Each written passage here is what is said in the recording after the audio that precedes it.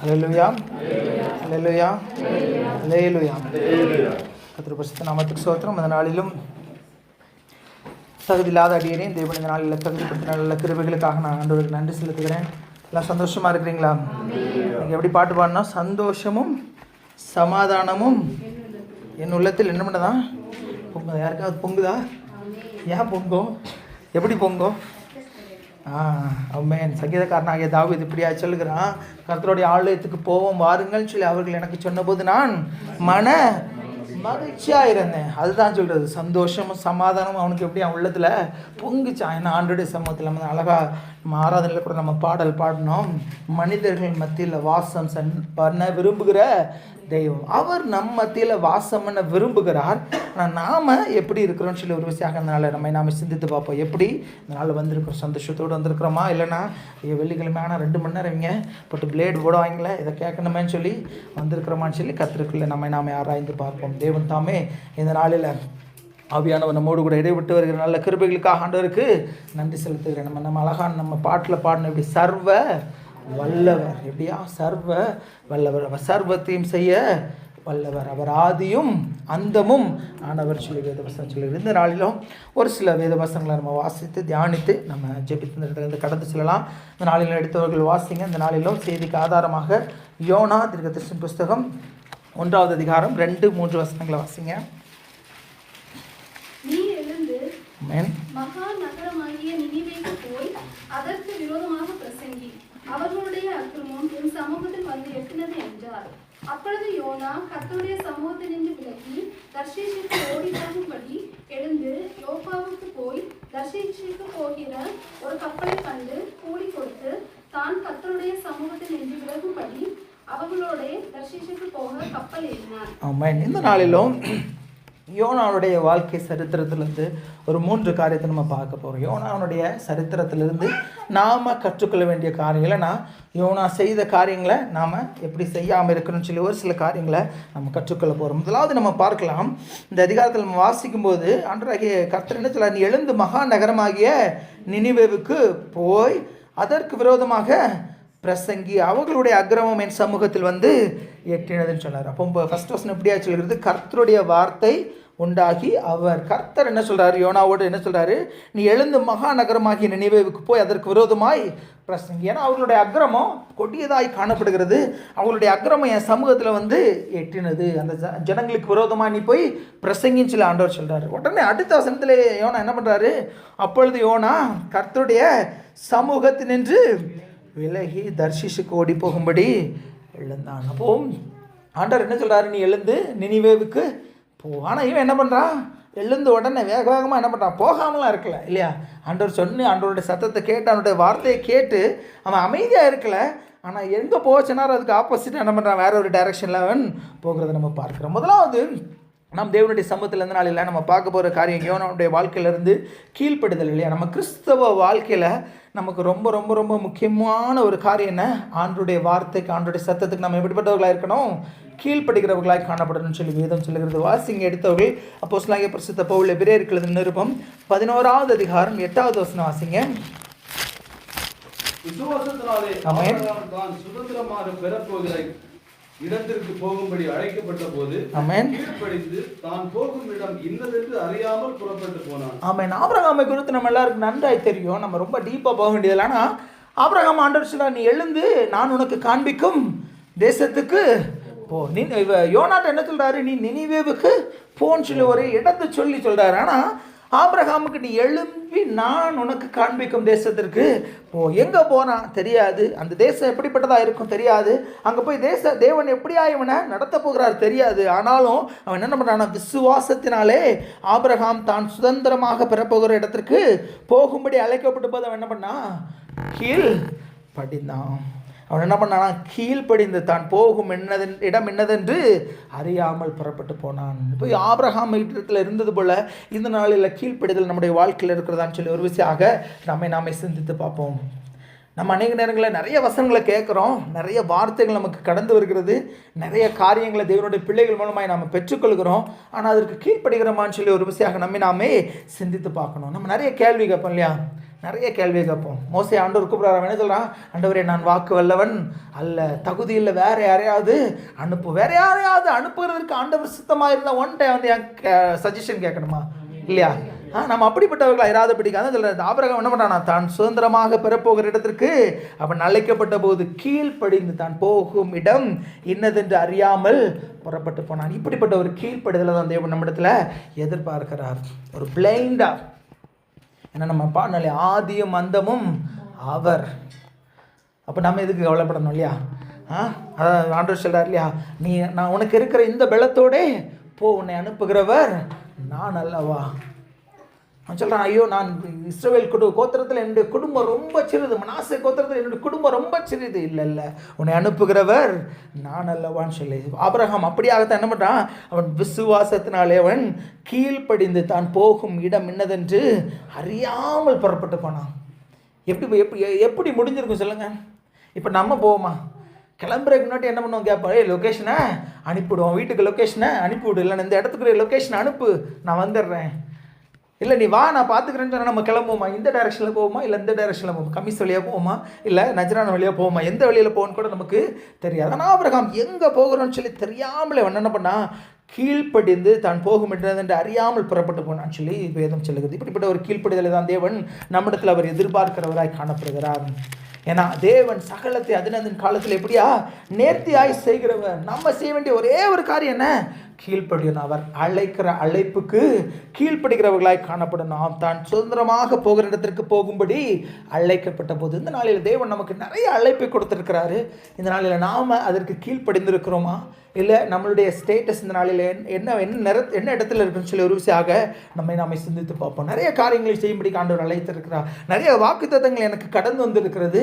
ஆனால் நான் என்ன பண்ணுறேன்? ஹெசிடேட் பண்ணிட்டு இல்லை என்னால் முடியாது, எனக்கு பேச தெரியாது. மோசே சொன்னாலே, நான் வாக்கு வல்லவன் அல்ல, நான் திக்குவாயும் மந்த நாவும் உள்ளவன் சொல்லி அவன் சொல்கிறத நம்ம பார்க்குறோம். நம்ம அப்படிப்பட்டவர்களை இராதபடிக்கு அழைக்கும் போது முதல்ல நம்ம கற்றுக்கொள்ள வேண்டியவர் எதற்கு கீழ்ப்படியணும்? அழைத்த அழைப்பிற்கு கீழ்ப்படுகிறவர்களாய் காணப்படணும். ஏன்னா அழைத்த தேவன் உண்மையுள்ளவர். அழைத்துட்டாருன்னு சொன்னால் நம்ம வேலை என்னது? கீழ்ப்படுகிறது தான். எங்கே போகணும், எப்படி போகணும், அங்கே வழியில் இந்த ஜனங்கள் இருப்பாங்க, அவங்களெல்லாம் எப்படியா வீழ்த்துறது, எத்தனையோ ஜனங்கள் எனக்கு எதிராக வருவாங்க, அவங்களெல்லாம், அதெல்லாம் நம்முடைய வேலை இல்லை. நாம் செய்ய வேண்டிய வேலை என்ன? அவருடைய அழைப்புக்கு கீழ்ப்படுகிறவர்களாய் காணப்படணும். எடுத்தவர்கள் வாசிங்க, அதே எபிரேயர் 4வது அதிகாரம் வசனங்கள் 5-6 வாசிங்க. அன்றியும் அவர்கள் என்னுடைய இளைப்பாறுதல் பிரவேசிப்பதில்லை என்றும் அந்த இடத்திலே தானே சொல்லியிருக்கிறார். சிலர் அதில் பிரவேசிப்பது இன்னும் வரப்போகிற காரியமா இருக்கிறபடினாலும் சுவிசேஷத்தை முதலாவது கேட்டவர்கள் கீழ்ப்படியாமையினாலே அதில் பிரவேசியாமல் போனபடியினாலும். ஆமென். அவர் என்ன சொல்றாரு? என்னுடைய இளைப்பாறுதல் அவர்கள் பிரவேசிப்பதில்லை என்று என்னுடைய கோபத்தில் ஆணையிட்டேன். ஏன் ஆணையிட்டேன்?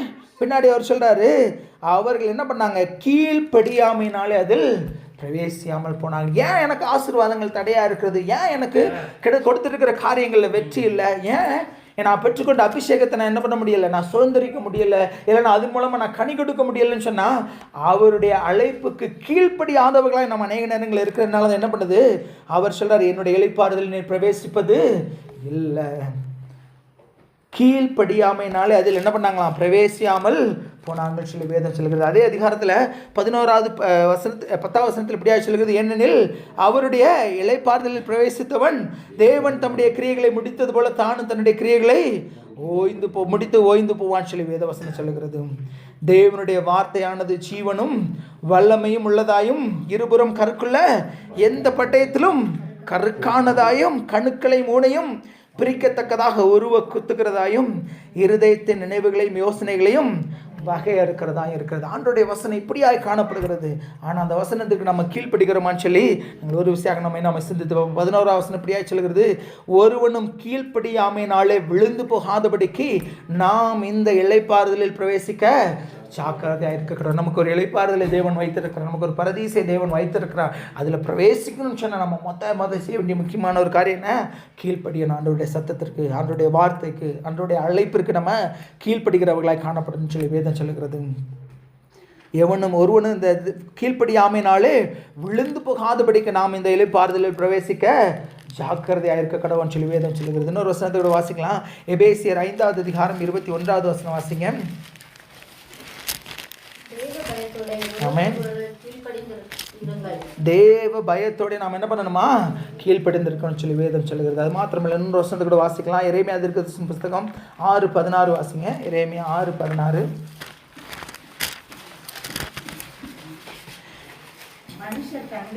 எரேமியா 6:16. பூர்வ பாதையில் நிறைவேறும் எது என்று கேட்டு விசாரித்து ஆமென். நல்ல வழி எங்கே என்று பார்த்து அதிலே நடுவுங்கள், அப்பொழுது உங்கள் ஆத்துமாவுக்கு இளைப்பாறுதல் கிடைக்கும் என்று கர்த்தர் சொல்கிறார். ஆமென். அவர்களோ நாங்கள் அதிலே நடக்க மாட்டோம் என்கிறார்கள். ஆமென். நாம் இந்த நாளில் எப்படிப்பட்டவர்களாக இருக்கிறோம்? ஆண்டவர் சொல்றாரு, வழிகளில் விசாரித்து உங்களை என்ன பண்ணாங்க, நல்ல வழி எதுன்னு சொல்லி பார்த்து அதிலே நடவுங்கள்னு சொல்லி சொல்கிறாங்க. அப்பொழுது உங்கள் ஆத்துமாவுக்கு இளைப்பாறுதல் கிடைக்கும்னு சொல்லி கர்த்தர் சொல்லுகிறார். அவர்களும் நாங்கள் அதிலே நடக்க மாட்டோம். யோனாவே நீ நினிவாவுக்கு போன்னு சொல்கிறாரு. அவன் வேக வேகமாக டிலேயே பண்ணல, வேக வேகமாக ட்ரெஸ் எல்லாம் எடுத்து வச்சுட்டு வேக வேகமாக ரெடியாக எங்கே போகிறான்? தர்ஷீஷுக்கு போகும்படி அவன் கப்பல் ஏறினான்னு சொல்லி நம்ம பார்க்குறோம். கர்த்தருடைய சமூகத்திலிருந்து விலகி ஓடுகிறதற்கு அவன் ரொம்ப வேகமாக இருந்தான்னு சொல்லி நம்ம பார்க்குறோம். இன்றைக்கு நம்மளுடைய வாழ்க்கை எப்படியா இருக்குன்னு சொல்லி ஒரு விஷயம் நாமே சிந்தித்து பார்ப்போம். நீங்கள் வழிகளில் விசாரித்து, பூர்வ பாதைகள் என்று விசாரித்து நல்ல வழி எங்கே என்று பார்த்து அதிலே நடவுங்கள்னு சொல்லி ஆண்டவர் நமக்கு கையில் என்ன பண்ணியிருக்கிறாரு? ஒரு கார்பன் காப்பி என்ன பண்ணியிருக்கிறாரு? கொடுத்துருக்கிறாரு இல்லையா? நம்ம அழகாக நம்ம பார்த்தோம் இல்லையா? அவருடைய அடிச்சுவடுகளை நாம் பின்பற்றும்படிக்கு அவர் நமக்கு என்ன பண்ணியிருக்கிறார்? மாதிரியை வைத்து போயிருக்கிறார். அடிச்சுவடு இந்த இதுதான் நான் நடந்து வந்த வழி, இதுதான் என்னுடைய ஹேபிட்ஸ், இதுதான் நான் என்னுடைய குணாதிசயங்கள் சொல்லி எல்லாவற்றையும் அவர் நமக்கு எழுதி கொடுத்து போயிருக்கிறார். ஆனால் நாம் என்ன பண்ணுறோமா? அதிலே நாங்கள் அதிலே நடக்க மாட்டோம் என்கிறார்கள். கீழ்ப்படியாமையின் பிள்ளைகள் மேலே என்ன வருமா? தேவ கோபாக்கினவர். கீழ்ப்படியாமையினாலே அவர்கள் இளைப்பாறுதலில் பிரவேசிக்க முடியாமல் போனது போல நாம் இராதபடிக்கு நம்ம எப்படிப்பட்டவர்களாக இருக்கணும்? ஜாக்கிரதையில் அவர்களாக இருக்குன்னு சொல்லி வேதம் சொல்லுகிறது. அதேமாதிரி இன்னொரு வசனத்தை கூட வாசிக்கலாம். 1 பேதுரு 1வது அதிகாரம் 14, 15, 16 வாசிங்க.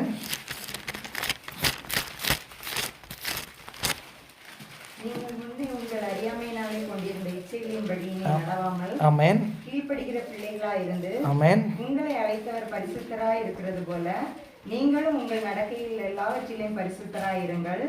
நான் பரிசுத்தர், ஆகையால் நீங்களும் பரிசுத்தராய் இருங்கள் என்று எழுதியிருக்கிறது. ஆமென். முன்னே நீங்கள் அறியாமையினாலே கொண்டிருந்த இச்சைகளின்படி இனி நடவாமல். எதற்கு தேவன் அழைத்திருக்கிறாரு அப்படின்னு சொல்லி நம்ம உணர்ந்தவர்களாக என்ன பண்ணுமா? கீழ்ப்படுகிற பிள்ளைகளாக இருந்து இவ்வளோ நாட்கள் இருந்தது போதும். நம்ம கீழ்ப்படியாமையின் பிள்ளைகளாக இருந்து நம்ம சுய இச்சைகளின்படி என்னுடைய சுய விருப்பத்தின்படி நாம் செய்த நாட்கள் எல்லாம் போதும். ஆனால் இந்த நாளில் தேவன் நமக்கு என்ன கற்றுக் கொடுக்கிறார்? கீழ்ப்படுகிற பிள்ளைகளாக இருந்து உங்களை அழைத்தவர் பரிசுத்தராக இருக்கிறது போல நீங்களும் உங்கள் நடக்கிற எல்லாவற்றிலையும் பரிசுத்தராயிருங்கள். எதில் கீழ்ப்படியணும்? முதலாவது அழைப்பில் கீழ்ப்படியணும். இன்னொன்று பரிசுத்தத்தில் கீழ்ப்படியணும். எதில் வேணாலும் நம்ம சாக்ரிஃபைஸ் பண்ணலாம். கிறிஸ்தவர்கள் சாக்ரிஃபைஸ் பண்ணக்கூடாத ஒரே ஒரு காரியம் என்னது? பரிசுத்தம். தானியேல் சொல்கிறான், இந்த ஆகாரத்தினால என்னுடைய சரீரத்தை நான் என்ன பண்ண முடியாது? தீட்டுப்படுத்த முடியாது. அடிமையாக தான் கொண்டு போகப்படுகிறான். அடிமைன்னு அவங்க சொல்கிறத செஞ்சு தான் ஆகணும். ஆனால் எதில் வேணாலும் நான் காம்ப்ரமைஸ் பண்ணிக்கிறேன். ஆனால் பரிசுத்தத்தில் என்ன பண்ண மாட்டேன்? காம்ப்ரமைஸ் கிடையவே கிடையாது. கர்த்தருக்கு மாத்திரம் நான் கீழ்ப்படியும் சிலவன் இருக்கிறத நம்ம பார்க்குறோம். அதே போல் கீழ்ப்படுகிற பிள்ளைகளாக இருந்து உங்களை அழைத்தவர் பரிசுத்தராக இருக்கிறது போல நீங்கள் உங்கள் நடக்கைகள் எல்லாவற்றிலையும் பரிசுத்தராயிருங்கள் சொல்லி வேதம் சொல்லுகிறது. இன்னொரு வசனத்தை கூட வாசிக்கலாம். பிலிப்பியர் போல் பிலிப்பியர்கள் நிருபம் 2:8 வாசிங்க.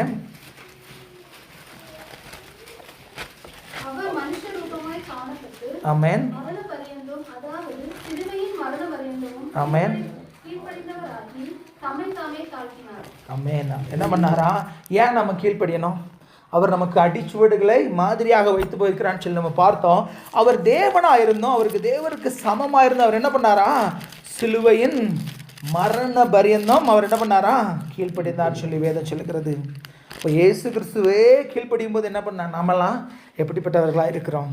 அவர் மனுஷ ரூபமாய் காணப்பட்டு மரண பரியந்தம், அதாவது சிலுவையின் மரண பரியந்தம் கீழ்ப்படிந்தவராகி தம்மை தாமே தாழ்த்தினார். அதுக்கு முன்னாடி நம்ம வசனங்கள் எல்லாருக்கும் தெரிந்த வசனம், அவர் தேவனுடைய ரூபமாயிருந்தோம், தேவனுக்கு சமமாயிருப்பதை கொள்ளையாடின பொருளாக எண்ணாமல் தம்மை தாமே வெறுமையாக்கி அடிமையின் ரூபம் எடுத்து மனுஷர் சாயலானார்.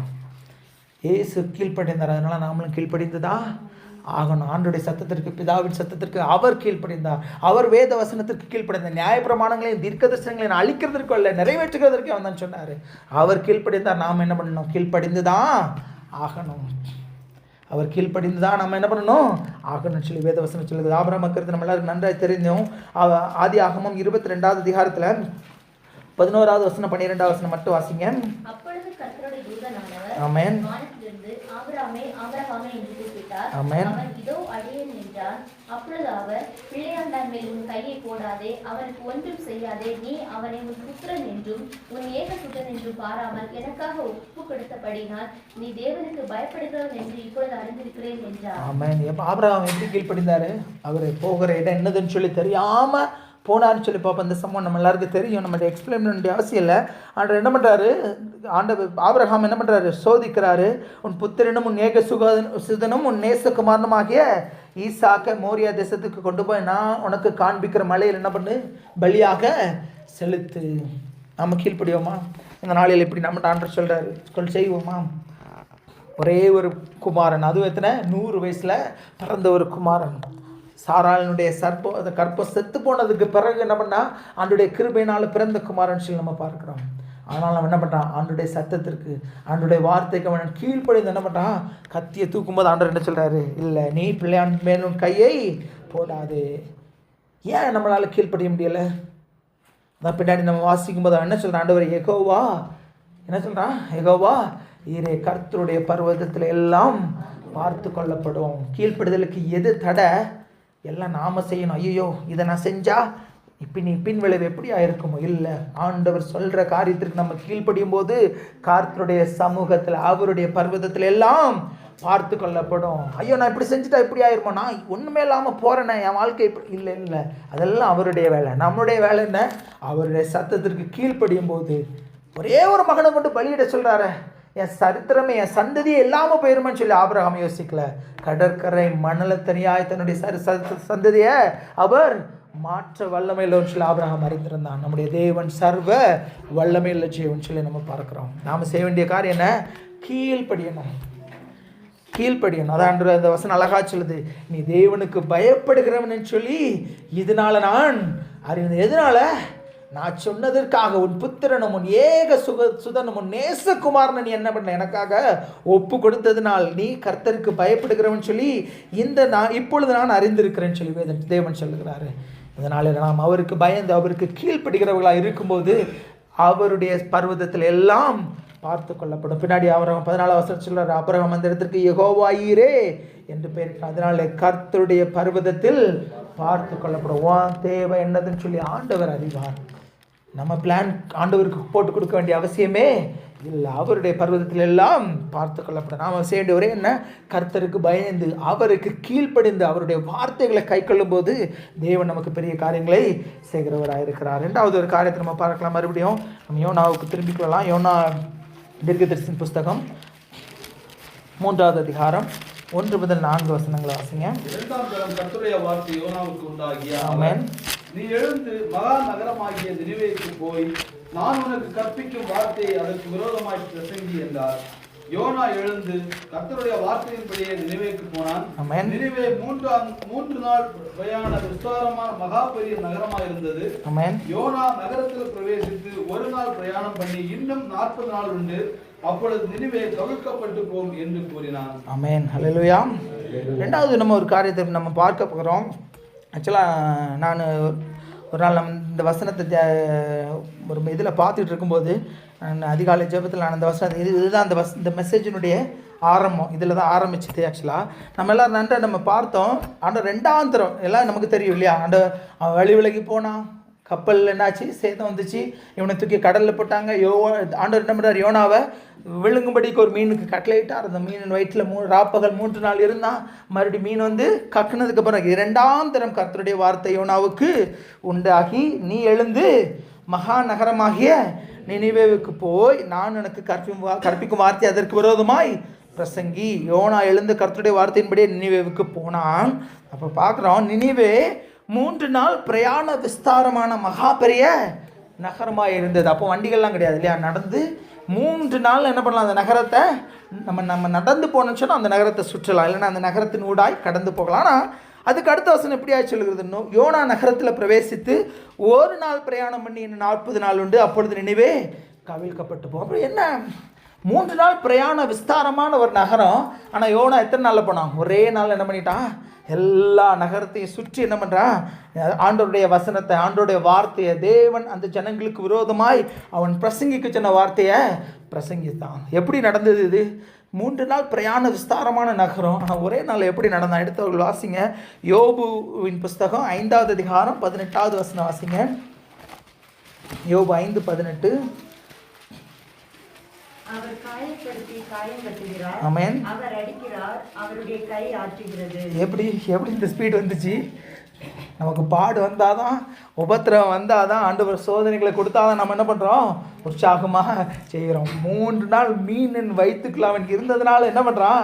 3 நாள் பிரயாண விஸ்தாரமான நகரத்தை ஒரே நாளில் சுற்றி ஆண்டவருடைய சுவிசேஷத்தை என்ன பண்ணுறான்? அறிவிக்கிறான்.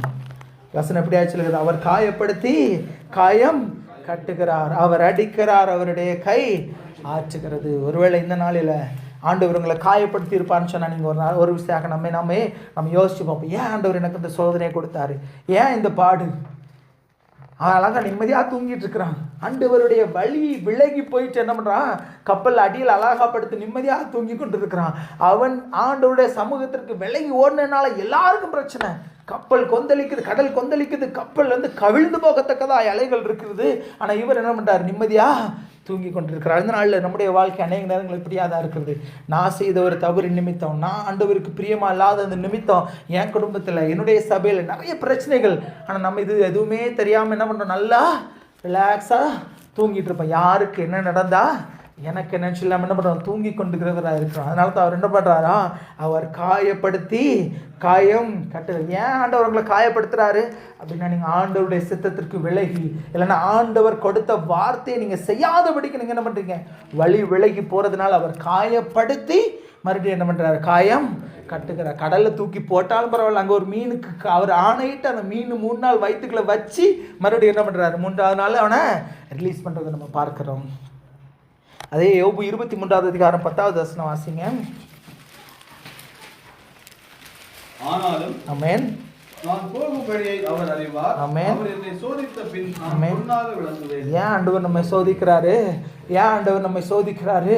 ஆண்டவருடைய சித்தத்திற்கு வழி விலகி போன யோனா என்ன பண்ணுறான்? 3 நாள் பிரயாண விஸ்தாரமாக இருந்த நகரத்தை ஒரே நாள் என்ன பண்ணுறான்? அவன் சுற்றி ஆண்டவருடைய சுவிசேஷத்தை அறிவிக்கிறான். ஏன்? சோதித்த பின்பு நான் எப்படியா இருப்பேனா? பொன்னாக விளங்குவேன்.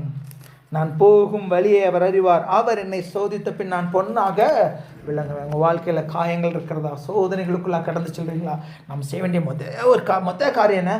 நாமே ஆராய்ந்து பார்க்கணும். ஏன் எனக்கு இந்த வாழ்க்கையில் இந்த பாடுகள், இந்த பிரச்சனை, நான் எதில் நான் சரியா இல்லைன்னு சொல்லி நாமே நிதானித்து அறியும் போது ஆண்டவர் என்ன பண்ணுறாரு? மறுபடியும் 2ஆம் தரம் கர்த்தருடைய வார்த்தை யோனாவுக்கு உண்டாகி. ஃபஸ்ட் டைம் சொன்னார், நான் கேட்காதனால தான் இவ்வளோ பாடுன்னு கூட தெரியாதபடிக்கு நான் உறங்கி கொண்டு இருந்தேன். 2வது ஆண்டோட சமூகத்தில் காத்திருக்கும் போது 2ஆம் தரம் கர்த்தருடைய வார்த்தை யோனாவுக்கு உண்டாகின்னு சொல்லி வேதம் சொல்லுகிறது. பாடுகளினோட உபத்திரவங்களுக்குள்ள இவர்கள் நம்ம கடந்து சொன்னோன்னு நம்ம முதலாவது செய்ய வேண்டிய நம்ம நிதானிச்சு பார்ப்போம். ஏன் என்னுடைய வாழ்க்கையில் அந்த பாடுகள், ஏன் என்னுடைய வாழ்க்கையில் அந்த உபத்திரவங்கள்னு சொல்லி நம்ம ஆண்டோட சமூகத்தில் காத்திருக்கும்போது அவர் நம்மோடு கூட என்ன பண்ணுறாரு?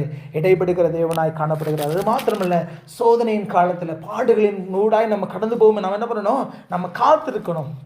வாசிங்க யாக்கோபு 1வது அதிகாரம் 12வது வசனம் வாசிங்க. எல்லாருக்கும் நன்றாய் தெரிந்த வசனம் தான். யாக்கோபு 1:12. ஆமென்.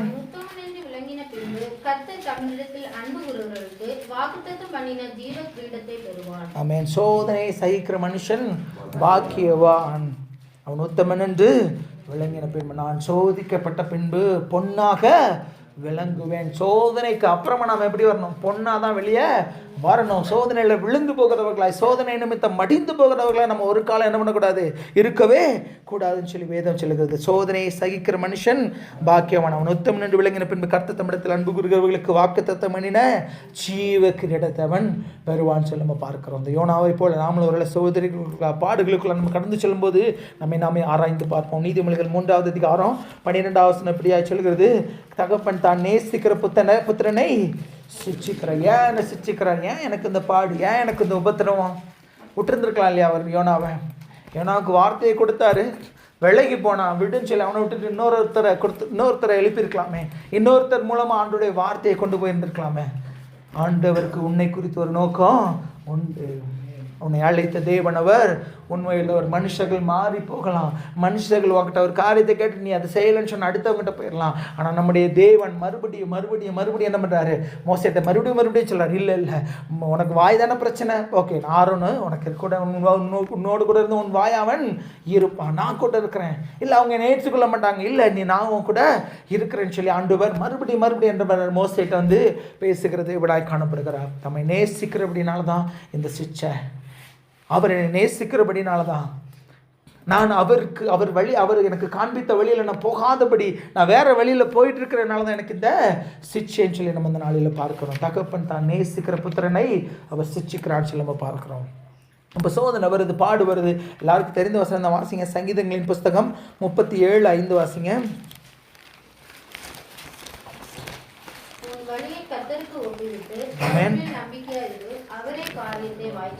ஆமென். சோதனைகளினூடாய் பாடுகளினூடாய் கடந்து செல்லும் போது நம்ம செய்ய வேண்டிய ஒரே ஒரு காரியம் என்ன, உன் வழியை கர்த்தருக்கு ஒப்புவித்து அவர் வந்து காயப்படுத்தி மனுஷர்கள் காயப்படுத்திட்டு போயிடுவாங்க.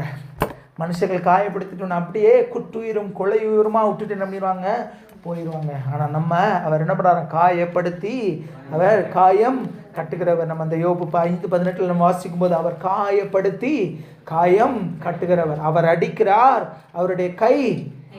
ஆமென், அவருடைய கை தான். அப்போது சோதனைகளினூடாய் பாடுகளினூடாக நம்ம போகும்போது நம்ம செய்ய வேண்டிய ஒரே ஒரு காரியம் என்ன, ஆண்டவர் அடித்தாலும் பரவாயில்ல பிடிச்சாலும் பரவாயில்ல என்ன பண்ணணும், அவரிடத்துல தான் போன உன் வழியை கர்த்தருக்கு ஒப்புவித்து அவர் மேல் ஆண்டவர் அடிச்சிட்டாரு, ஆண்டவர் எனக்கு சோதனை கொடுத்துட்டாருன்னு சொல்லி நம்ம மனுஷர்கள் நம்ம பின்னாடி போனோன்னு சொன்னால் நம்மளுடைய வாழ்க்கை அவ்வளவுதான்.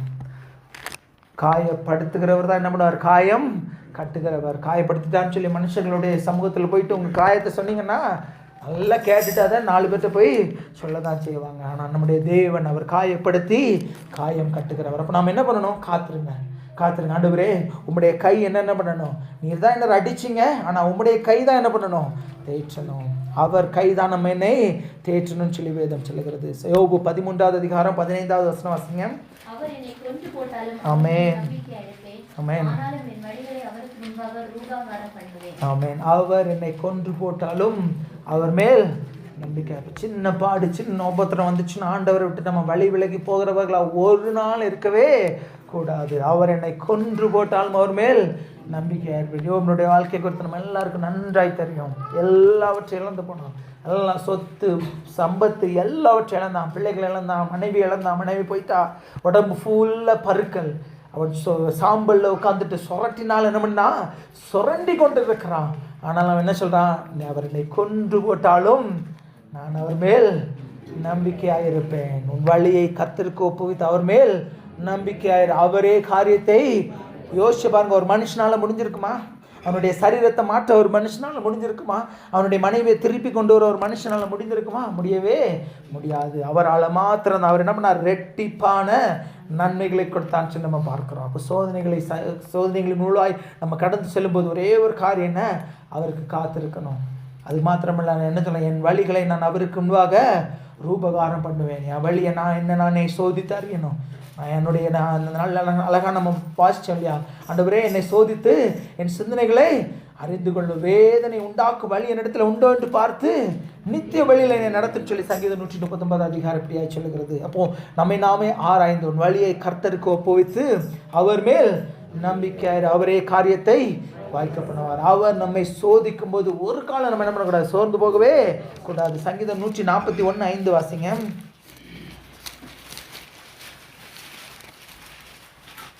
நீதிமான் ஆமென் தயவாய் குட்டி என்னை கடிந்து கொள்ளட்டும். என் தலைக்கு எண்ணெயை போல் இருக்கும், என் தலை அதை அல்ல தட்டுவதில்லை. அவர்கள் இக்கட்டுகளில் நான் இன்னும் ஜெபம் பண்ணுவேன். நீதிமான் என்னை தயவாய் குட்டி என்னை கடிந்து கொள்ளட்டும். சபையில் ஆண்டுடைய வார்த்தை கடந்து வரும்போது நம்ம எப்படிப்பட்டவர்களாக இருக்கணும், நீதிமான் என்னை தயவாய் குட்டி என்னை கடிந்து கொள்ளட்டும். சோதனையை சகிக்கிற மனுஷன் தான் பாக்கியவான். அவர் அடிக்கும்போது அவரிடத்துல மறுபடியும் திரும்பி வருகிறவர் தான் அவர் என்ன பண்ணுவார், ஆற்றுவார். யோசிங்க, நம்முடைய பிள்ளை என்னதான் அடித்தாலும் மறுபடியும் அடித்த அம்மாட்ட தான் என்ன பண்ணுவோம், திரும்பி வரும் இல்லையா. மறுபடியும் பக்கத்து நம்ம வேண்டாம்னு சொல்லி பக்கத்து வீட்டுக்கு போயிடுவாங்களா? இல்லை, நாமளும் அப்படிப்பட்டவர்களாய் அவர் அடிக்கிறார், அவருடைய கை என்னை ஆற்றுகிறது, அவர் காயப்படுத்தி காயம் கட்டுகிறார். ஏன் காயப்படுத்துகிறாரு? காயப்படுத்தி அவர் காயம் கட்டி நீ சோதிக்கப்பட்ட பின்பு நீ பொன்னாய் விளங்கும்படிக்கு. யோனா அப்படிதான் பொன்னா விளங்குனா. 3 நாள் சுத்த வேண்டிய பட்டணத்தை என்ன பண்ணா? ஒரே நாளில் சுத்தினான்னு சொல்லி நம்ம பார்க்கணும்.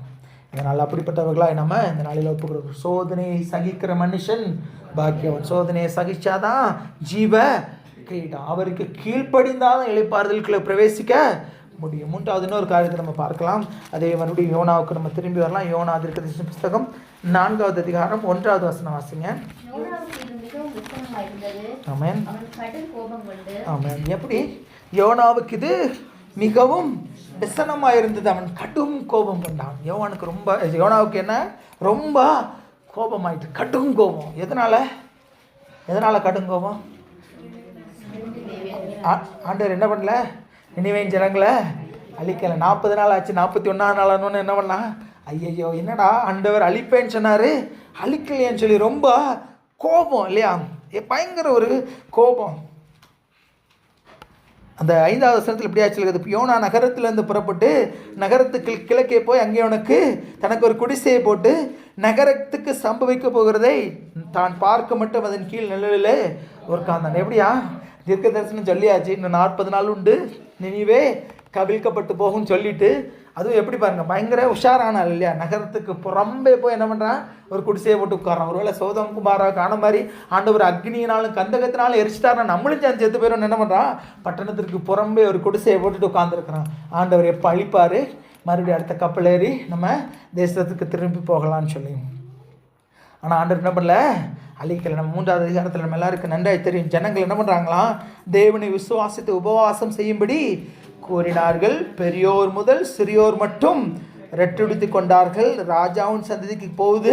அவன் சிங்காசனத்தை விட்டு எழுந்து தான் உடுத்திருந்த உடுப்பை கலற்றி போட்டு ரெட்டை உடுத்தி கொண்டு ராஜா தன் பிரதானிகளும் நிர்ணயம் பண்ணின கட்டளையாக நினிவே இலங்கும் மனுஷரும் மிருகங்களும் மாடுகளும் ஆடுகளும் ஒன்றும் ருசி பாராமலும் மேயாமலும் தண்ணீர் குடிக்காமலும் இருக்கவும், மனுஷர்களும் மிருகங்களும் ரெட்டினால் மூடிக்கொண்டு தேவனை நோக்கி உரத்த சத்தமாய் கூப்பிடவும், அவரவர் தம் தம் பொல்லாத வெளியே விட்டு தம் தம் கைகளில் உள்ள கொடுமையை விட்டு திரும்ப கடவுளையோ.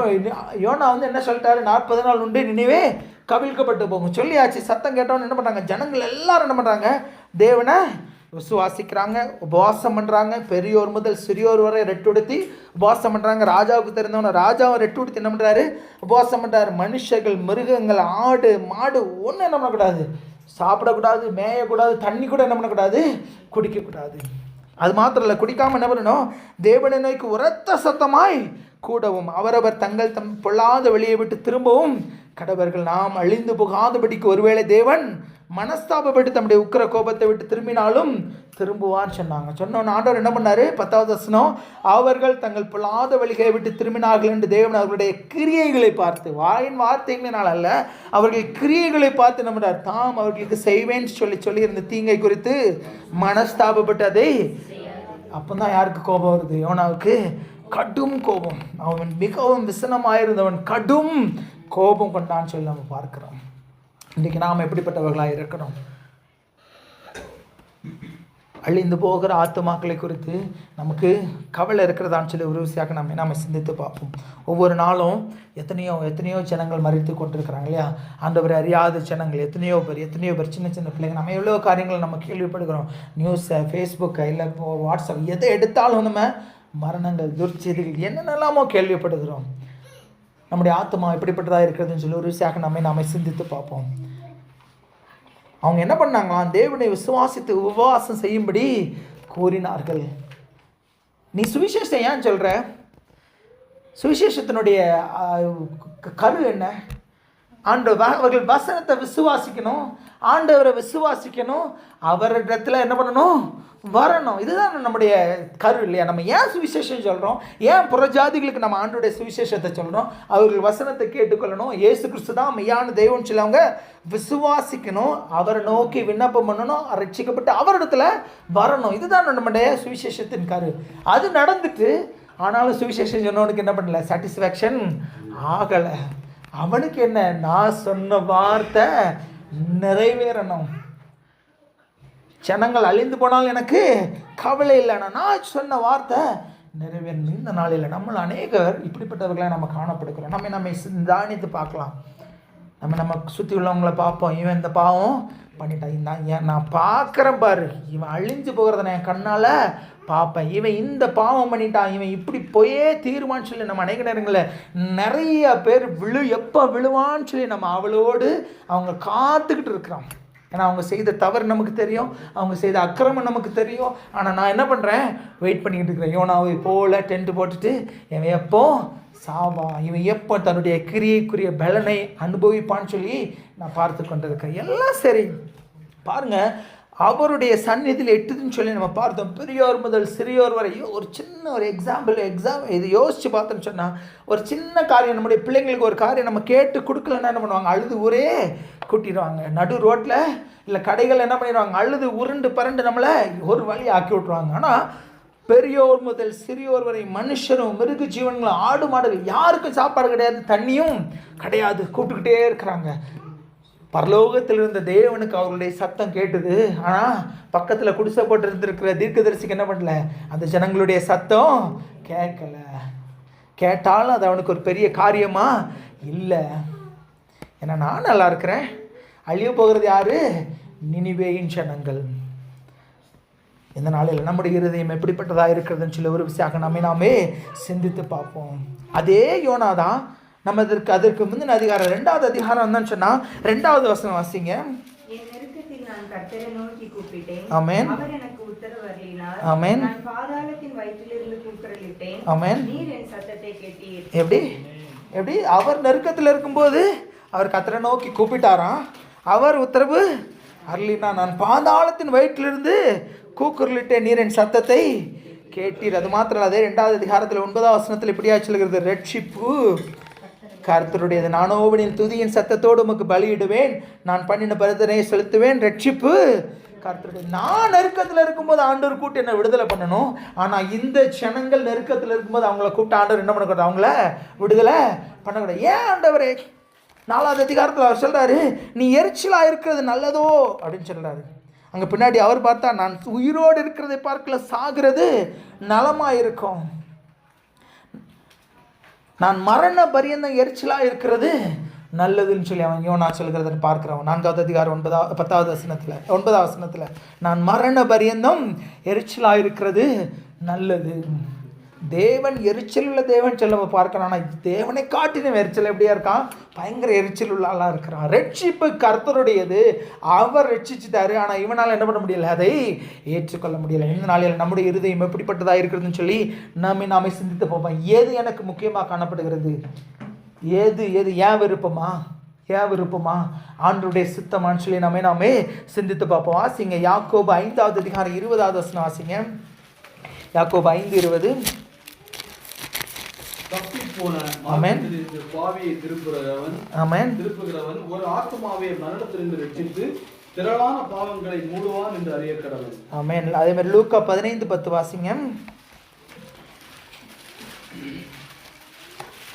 அதுபோல மனம் திரும்புகிற ஒரே பாவியின் நிமித்தம் ஆமென் தேவனுடைய தூதருக்கு முன்பாக சந்தோஷம் உண்டாயிருக்கிறது என்று உங்களுக்கு சொல்கிறேன் என்றார். ஆமென். மனம் திரும்புகிற ஒரே பாவி நிமித்தம் எப்படியா தேவனுடைய தூதருக்கு முன்பாக சந்தோஷமாயிருக்கிறது. தப்பி போன மார்க்கத்தின் என்று பாவியை திருப்புகிறவன் ஒரு ஆத்துமாவை மரணத்தின்று ரட்சித்து திரளான பாவங்களை மூடுவான். ஒரு ஆத்மா ரட்சிக்கப்படுகிறதுனால பரலோகத்தில் மிகுந்த சந்தோஷம் உண்டாயிருக்கும் சொல்லி வேதம் சொல்கிறது. ஒரு பட்டணமே ரட்சிக்கப்பட்டுச்சு, ஒரு பட்டணமே தன்னுடைய பொல்லாத வழிகளை விட்டு திரும்பிச்சு, ஒரு பட்டணமே தன்னுடைய கிரியைகளில் பரிசுத்தமாக மாறிட்டு. ஆனால் இவனுக்கு என்ன பண்ணல, சந்தோஷம் இல்லை. பரலோகத்தின் சந்தோஷம் எனக்கு முக்கியம் இல்லை, எனக்கு ஏன் சந்தோஷம்னா முக்கியம் சொல்லி அவன் இருக்கிறத நம்ம பார்க்குறோம். இந்த நாளில் நம்ம எப்படிப்பட்டவர்களாக இருக்கிறோம், அழிந்து போகிற ஆத்துமாக்களை குறித்தவர்கள் நம்ம கவலையற்றவர்களாக இருக்கிறோமா அப்படி சொல்லி ஒரு விஷயம் நாமே சிந்தித்து பார்ப்போம். அப்படியே ஆப்போசிட்டாக நம்ம பார்த்தோம்னு சொன்னால் ஆபிரகாமை குறித்து நம்ம எல்லாருக்கும் நன்றாக தெரியும் இல்லையா. ஆதியாகமம் 13வது அதிகாரம். சோதோம் குமாரா பட்டணத்தை என்ன பண்ணுறாங்க, ஆண்டவர் என்ன பண்ணுறாரு, அவர்களுடைய அக்கிரமம் பெருசாயிட்டுன்னு சொல்லி அவர் என்ன பண்ணுறாரு, அவர்களை அந்த பட்டணத்தை என்ன பண்ணுறாரு, அழிக்கணும்னு சொல்லி போகிறார். 18வது அதிகாரம், ஆதியாகமம் 18வது அதிகாரத்தை எடுத்துக்கொள்ளுங்க. 23வது வசனம் மாத்திரம் வாசிங்க. அப்பொழுது ஆபிரகாம் ஆமென் சபிங்கமாய் சேர்ந்து துன்மார்க்கனோட நீதிமானையும் அழிப்பீரோ. ஆமென். நம்ம இந்த அதிகாரம் ஃபுல்லாக நம்ம வாசிச்சா நம்ம எல்லாருக்கும் நன்றாய் தெரியும். 2 புருஷர்கள் வராங்க. அவங்க வந்தவுடனே அவங்க என்ன பண்ணுறாங்க, உள்ளே வந்து அவங்கள சாப்பிட சொல்கிறான், எல்லாம் சொல்கிறான். அவர் சொல்கிறாரு, உற்பவ காலத்திட்டத்தில் நான் என்ன பண்ணுவேன், இடத்தில் திரும்ப வருவேன், அப்பொழுது சாராளுக்கு ஒரு குமாரன் இருப்பான். 18வது அதிகாரம் 14வது வசனம் இப்படியா சொல்லுது. அவங்க என்ன பண்ணுறாங்க, நான் உற்பவ காலத்திட்டத்தில் நான் இடத்தில் திரும்ப வருவேன், அப்பொழுது சாராளுக்கு ஒரு குமாரன் இருப்பான். ஆபிரகாம் 100 வருஷமாக வெயிட் பண்ணிட்டு இருக்கிறான். எதுக்கு? தனக்குன்னு ஒரு குமாரன் வேணும். வாக்குத்தத்தம் பண்ணினார் தேவன், அந்த வாக்குத்தத்தை தேவன் நிறைவேற்றுவான்னு சொல்லி வெயிட் பண்ணிக்கிட்டே இருக்கான். அவங்க என்ன பண்ணுறாங்க, அந்த வாக்குத்தத்தத்தை கொடுத்துட்டு 16 வருஷத்தில் அந்த புருஷர் எழுந்து அவிட விட்டு சோதோமை நோக்கி போனார்கள். அவங்கள வழி அனுப்பி விட்டுட்டான். எல்லாம் சரி, சோதோம் குமாரவின் கூக்குரல் கொடிதாக இருப்பனால நான் அவங்க அழிப்பேன்னு சொன்னோடனே 22வது வசனம், அப்பொழுது அந்த புருஷர் அவிடம் விட்டு சோதோமை நோக்கி போனார்கள். ஆபிரகாமும் பின்னும் கர்த்தருக்கு முன்பாக நின்று கொண்டிருந்தான். ஏன் நிற்கிறான்? வந்தாங்க, தேவ புருஷர்கள் 2 பேர் வந்தாங்க. அவங்களெல்லாம் நல்லா போஷிச்சாச்சு. அவங்க வாக்குத்தத்தம் கொடுத்துட்டாங்க, அடுத்த வருஷம் நான் வருவேன், சாராளுக்கு ஒரு குமாரன் உண்டாயிருக்கும். ரொம்ப சந்தோஷம். ஆனால் அவங்க போயிட்டாங்க. நான் என்ன பண்ணுறான், பின்னும் அவன் என்ன பண்ணுறான், கர்த்தருக்கு முன்பாக நின்று கொண்டிருந்தான். ஏன் நின்று கொண்டிருந்தான்? அப்பொழுது ஆபிரகாம் சமீபமாய் சேர்ந்து துன்மார்க்கருடைய நீதிமானையும் அழிப்பீரோ. சோதம் குமாரவை ஆண்டவர் அழிக்க போகிறேன்னு சொல்லிட்டாரு. அந்த ஜனங்களை அழிக்காதபடிக்கு அவன் என்ன பண்ணுறான், பரிந்து பேசுகிறவன்.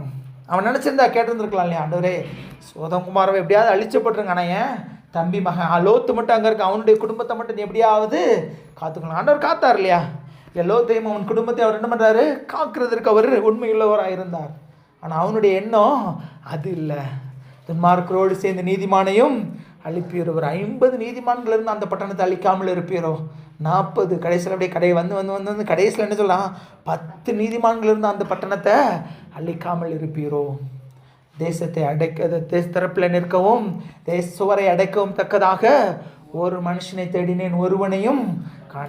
ஏன் அழிவு, ஏன் தெரிந்து கொள்ளப்பட்டவர்கள் நிமித்தமே அந்த நாட்கள் குறைக்கப்படும். மத்திய 24வது அதிகாரம் தேவன் தெளிவாக சொல்கிறார், அந்த நாட்கள் குறைக்கப்படாதிருந்தால் ஒருவனும் தப்பி போவதில்லை. எவர்களின் நிமித்த நாட்கள் குறைக்கப்படும், தெரிந்து கொள்ளப்பட்டவர்களை நிமித்தமோ நாட்கள் குறைக்கப்படும். தெரிந்து கொள்ளப்பட்டவர்கள் நிமித்தம் தான் தேசம் காக்கப்படும். ஆனால் தெரிந்து கொள்ளப்பட்டவர்கள் என்ன பண்ணுறோம், எனக்கு என்ன பண்ணிட்டு ஆண்டவர் சொல்லிட்டாரு, சாரால் ஒரு குமாரனை பெறுவாள். ரொம்ப சந்தோஷம், நல்லா சாப்பாடு போட்டாச்சு, அவங்கள்ட்ட இருந்து ஆசீர்வாதத்தை வாங்கியாச்சு, அழிக்க போகிறீங்களா, தயவுசெய்து போயிட்டு வாங்க. அப்படி அல்ல. பின்னும் அவன் கர்த்தருடைய சந்நிதிக்கு முன்பாக என்ன பண்ணா நின்றுட்டு இருக்கிறான். இதனால நாம் எப்படிப்பட்டவர்களாக இருக்கிறோம்? யோனாவை போல நம்ம காணப்படுகிறோமா? நான் நெருக்கத்தில் இருக்கும்போது, நான் உபத்திரவத்தில் இருக்கும்போது கர்த்தர் கூப்பிட்டா எனக்கு என்ன பண்ணணும், பதில் கொடுக்கணும். நான் பாவம் செஞ்ச ஆண்டவர் என்ன பண்ணணும், என்ன மன்னிக்கணும். என் சகோதரன் பாவம் செஞ்சு என்ன பண்ணிக்கூடாது, ஆண்டவர் மன்னிக்கக்கூடாது. அவன் பட்ட பாவங்களுக்கு ஆண்டவர் பதில் கொடுத்தே ஆகணும். அதற்குரிய தண்டனை அவன் பெற்றுக்கொண்டே ஆகணும்னு சொல்லி நம்ம இருக்கிற மனுஷில் ஒரு விஷயம் நாமே சிந்தித்து பார்ப்போம். இந்த நாளில் அழிந்து போகிற ஆத்துமாக்களை குறித்து நம்ம கவலைப்படுகிற மனுஷில் ஒரு விஷயமாக நாமே சிந்தித்து பார்ப்போம். எசேக்கியேல் 18வது அதிகாரம் 4வது வசனம் வாசிங்க. எசேக்கியேல் 18:4. இதோ எல்லா ஆத்துமாக்களுக்கும் ஆமென் ஆமென். ஆத்துமா எப்படியோ அப்படியே மகனின் ஆத்துமாவும் என்னுடையது. பாவம் செய்கிற ஆத்துமாவே பாவம். ஆமென். எல்லா ஆத்துமாக்களும் என்னுடையவைகள். அவனுக்கு யாரு, நினிவேயின் ஜனங்கள் பாவிகள், துரோகிகள். ஆண்டவருக்கு யாரு, அவங்களும் அவருடைய பிள்ளைகள், அவருடைய கரத்தின் கிரியைகள் சொல்லி அவர் என்ன பண்ணுறார், எல்லா ஆத்துமாக்களும் என்னுடைய. இந்த ஆத்துமாக்களுக்காக நான் ஜெபம் பண்ணுறோமா, இல்லை இந்த ஆத்துமாக்களுக்காக நம்ம தரப்பில் நிற்கிறோமான்னு சொல்லி ஒரு விஷயம் நாமே சிந்தித்து பார்ப்போம். இந்த நாளில் நம்முடைய வாழ்க்கை எப்படிப்பட்டதாக இருக்கிறது?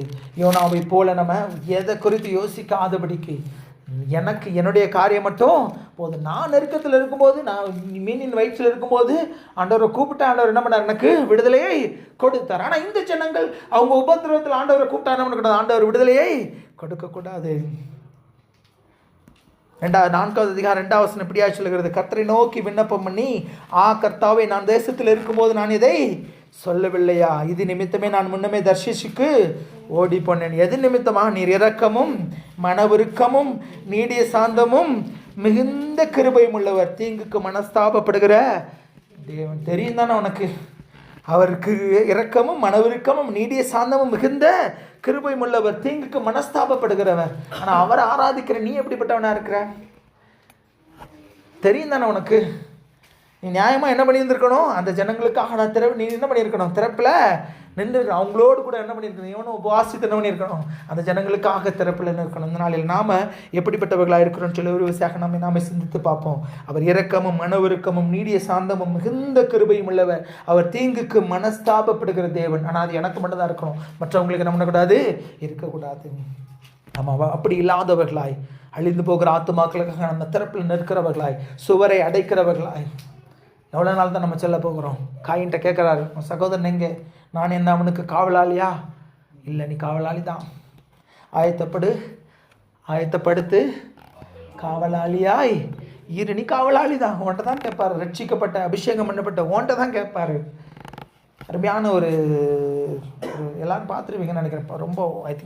ரொம்ப வருஷங்களுக்கு முன்னாடி ஒரு சின்ன ஒரு பைபிள் ஒரு நம்ம கிறிஸ்தவ ஒரு நாடகம் போல் உண்டு. ஒரு ஃப்ரெண்டு செத்து போவான்.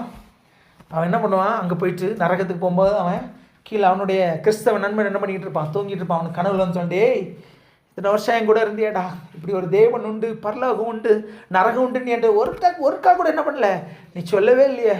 ஒரு டைம் சொல்லியிருந்தான் நான் அந்த நரக வேதனையிலேருந்து நான் தப்பிச்சிருந்திருப்பேன் சொல்லி அவன் கேட்கிறதை போல் ஒரு அழகான ஒரு ஸ்கிட் உண்டு.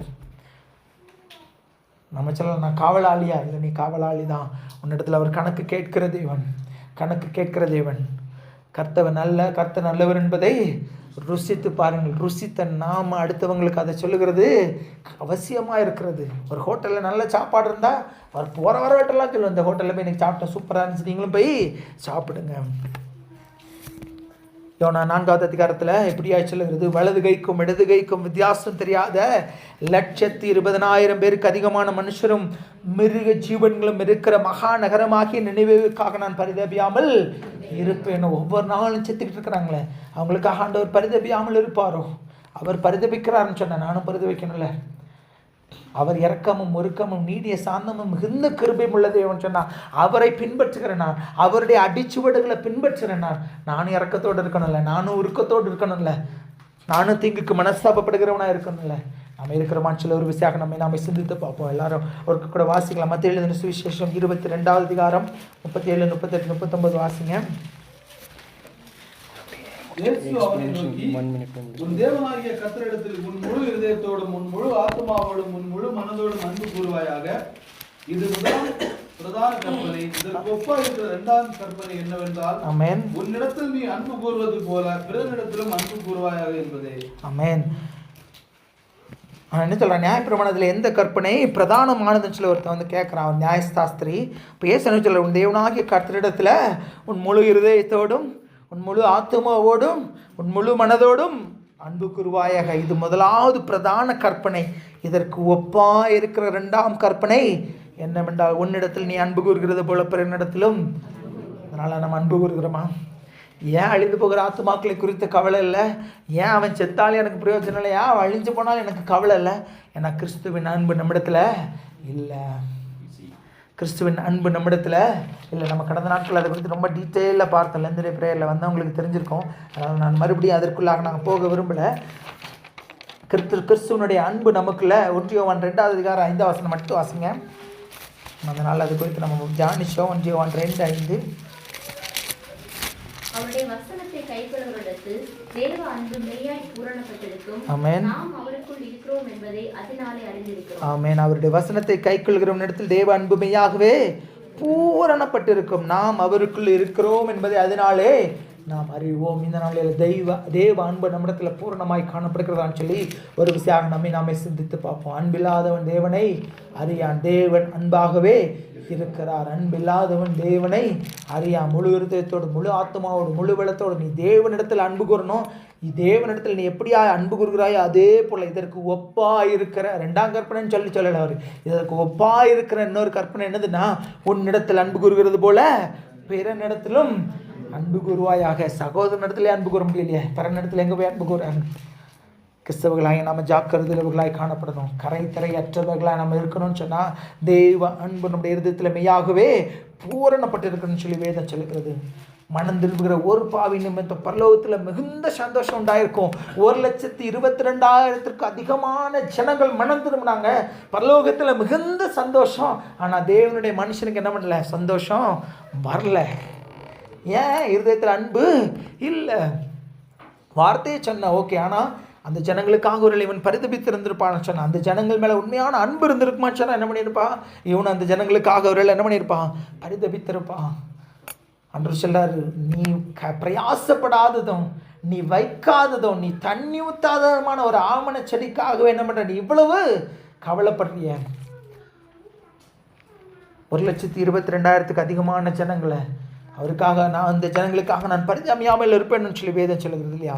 இங்கிலீஷில் எப்படி சொல்லப்படுது? thou shall love thy neighbors as thyself. அப்படின்னா உன்னை நீ நேசிக்கிறது போல பர்ண நேசிக்கணும். யோனாவே, நீ நெருக்கத்தில் இருக்கும்போது கூப்பிட்ட ஆண்டவர் சத்தத்தை கேட்கணும். ஆனால் நினிவேயின் ஜனங்கள் அவங்க நெருக்கத்தில் ஆண்டவரை கூப்பிடும்போது ஆண்டவர் என்ன பண்ணக்கூடாது? பதில் கொடுக்கக்கூடாது. அவங்கள அழிச்சே ஆகணும்னு சொல்லி நிற்கிறான். அவன் விசனமாக இருந்து கடும் கோபம் கொண்டு ஆண்டவர் எரிச்சல் உள்ள தேவன். இவன் அவருக்கு மேலே எரிச்சல். நீ எரிச்சலாக இருக்கிறது நல்லது, நான் மரண பரியந்தம் எரிச்சலாக இருக்கிறது நல்லதுங்கிறான். ஒரு செகண்டு. ஆனால் நம்முடைய தேவன் எப்படிப்பட்டவர்? இரக்கமும் ஒருக்கமும் நீடிய சாந்தமும் மிகுந்த. அதனால தான் இவன் நான் பதிலுக்கு பதில் பேசிகிட்டு இருந்தான். இல்லைனா வார்த்தை பேசும்போது லேசாக பார்த்துருந்தான் என்ன ஆயிருப்பான்? அந்த இடத்துல எரிஞ்சு ஒரு பஸ்வமாக இருக்கக்கூடும்.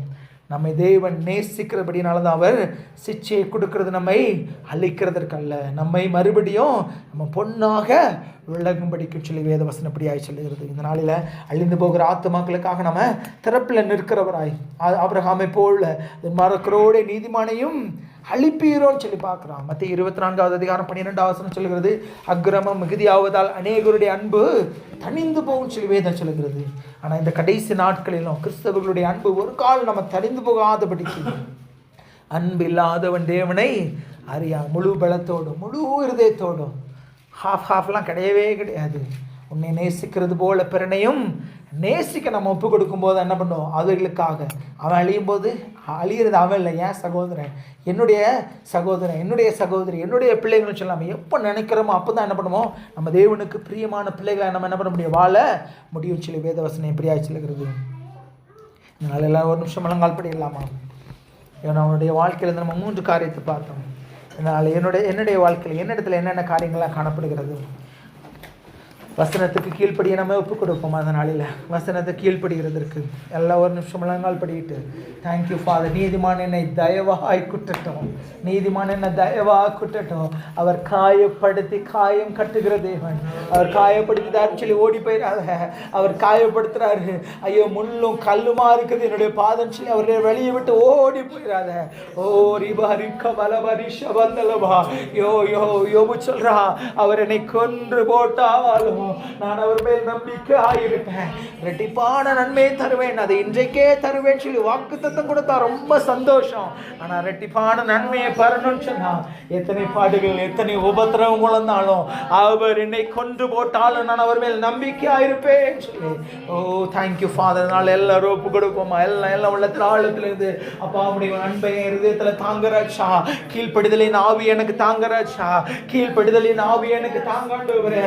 சோதனையை சகிக்கிற பலத்தை எனக்கு தாங்கராச்சா. சோதனையை சகிக்கிற பலத்தை எனக்கு தாங்கராச்சா. ஓ இந்த காரியம் என்னுடைய வாழ்க்கையில நடந்தது நல்லதுன்னு சொல்லி ஆண்டவரே நான் அறிந்து கொள்ள, நான் சோதிக்கப்பட்டது நான் பொன்னா விளங்கினாண்டவரே, நான் பொன்னா விளங்கும்படிக்கிறாச்சா. ஓ தேங்க்யூ ஃபாதர். ஒவ்வொருவரையும் தேவனுடைய மாற்றங்கராச்சா. ஓ அழிந்து போகிற ஆத்துமாக்களுக்காக திறப்புல இருக்கிறவர்களாய் ஒவ்வொருவரையும் தேவனுடைய மாற்றங்காண்டவரே. தேவ அன்பு எங்கள் இருதயத்துல ஊற்றப்படட்டாண்டவரே. தேவ அன்பு எங்களுடைய இருதயத்துல ஊற்றப்படட்டும் ராஜா. ஒவ்வொருடைய இருதயத்துல ஊற்றப்படட்டும் ராஜா.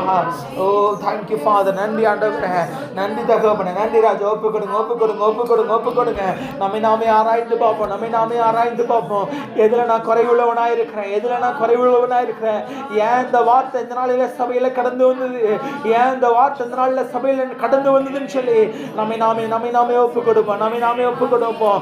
ஓஹோ இருபரும் கருக்குள்ள பட்டயம் அது கருக்கான கருக்கானது எதை உருவ குத்துகிறதான வசனம். இந்த வசனத்திற்கு செவி கொடுப்போமானால், இந்த வசனத்திற்கு செவி கொடுப்போமானால், ஓ உங்கள் பிதாக்கள் கீழ்ப்படியாமையினால் என்னுடைய இளைப்பாறுதலில் அவர்கள் பிரவேசிப்பதில்லை என்று என்னுடைய கோபத்தில் ஆணையிட்டேன். அதே போல நீங்கள் இல்லாதபடிக்கு நீங்க கீழ்ப்படிந்தவர்களாய் மாறும்படிக்கு ஒப்பு கொடுப்போமா? நீங்களோ கீழ்ப்படிந்தவர்களாகி உங்களை அழைத்த தேவன் பரிசுத்தராய் இருக்கிறது போல நீங்களும் பரிசுத்தராய் இருக்கும்படிக்கு ஒப்பு கொடுங்க. அப்பா அப்படி வழியில் நடக்கணும் ஆண்டவரே. ஓ தேவன் இரக்கமும் மன உருக்கமும் நீடிய சாந்தமோ மிகுந்த கிருபையும் உள்ளதே தேவன் ராஜா. உம்மை போல என்னை மாற்றுங்கப்பா, உம்முடைய இருதயத்தை போல என்னுடைய இருதயத்தை மாற்றுங்க ராஜா. என்னுடைய பழக்க வழக்கங்கள் எல்லாம் உம்மை பிரதிபலிக்கணும் ராஜா. உம்மை போல நாங்கள் மற்றவர்களை நேசிக்க தேவனுடைய கிருபை தாங்க ராஜா. தேங்க்யூ ஃபாதர், உமக்கு நன்றி செலுத்துகிறோம். ஒவ்வொருவருடைய காதுல ஒப்பு கொடுக்கிறோம் ராஜா. குற்றங்கள் குறைகளை தயவாய் மன்னிங்க ஆண்டவரே. அவர்களை நிறைய பேர் சோதனைகளுக்குள்ளாய் கடந்து சென்று கொண்டிருக்கலாம் ஆண்டவரே. அந்த சோதனையை சகிக்க பலன் கொடுங்க, அந்த சோதனையை ஜெயிக்க பலன் கொடுங்க ராஜா. உன் வழியை கர்த்தருக்கு ஒப்புவித்து அவர் மேல் நம்பிக்கையாயிரு, அவரே காரியத்தை வாய்க்க பண்ணுவார் சொன்ன வசனத்தின்படி ஆண்டவரே உம்மை உறுதியாய் பற்றிக்கொள்ள தேவனுடைய கிருபை தாங்க ராஜா. தேங்க்யூ ஃபாதர், உமக்கு நன்றி செலுத்துகிறோம். ஒவ்வொரு